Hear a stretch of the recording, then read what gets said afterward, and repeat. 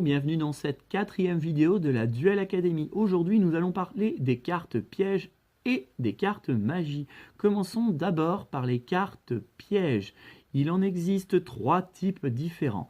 Les cartes normales, les cartes magie continue, avec ce symbole représentant, si on le regarde, tourner un 8 allongé, et ça représente surtout le symbole de l'infini. Les cartes ensuite contre piège avec ce symbole. Mais vous allez me dire à quoi est-ce que servent ces différents symboles? Eh bien, pour les cartes normales, elles ne pourront être utilisées que pendant le tour du joueur.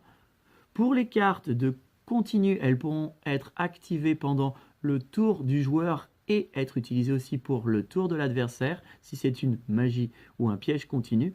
Et pour les cartes de contre-piège, ça permettra, comme son nom l'indique, de contrer un piège de l'adversaire. Passons maintenant aux cartes magie. Il en existe 7 différentes. Les cartes normales, les cartes jeu rapide, les cartes rituels, les cartes terrain, les cartes équipement et les cartes continues.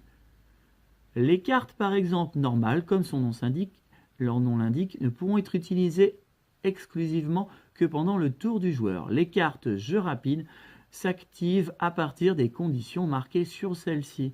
Les cartes rituelles permettent d'invoquer, en sacrifiant d'autres monstres, un monstre très puissant. Les cartes terrain permettront, dans la zone terrain, de pouvoir activer et d'augmenter l'attaque et la défense de certains monstres. Mais par contre, ça affecte les terrains des deux joueurs, ce qui veut dire que si un joueur veut changer le terrain, il devra rajouter lui aussi à son tour une carte terrain pour modifier les effets de celle-ci.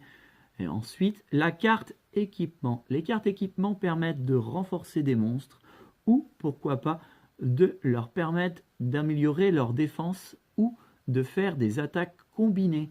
Il y vient ensuite les cartes continues, comme leur nom indique, qui sont continues et relativement semblables aux cartes pièges continues. Celles-ci peuvent être activées à n'importe quel moment et peuvent durer toute la partie, sauf si elles sont détruites par une autre carte qui le stipule.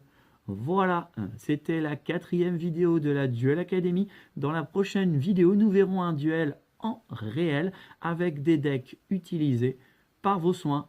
Merci, au revoir.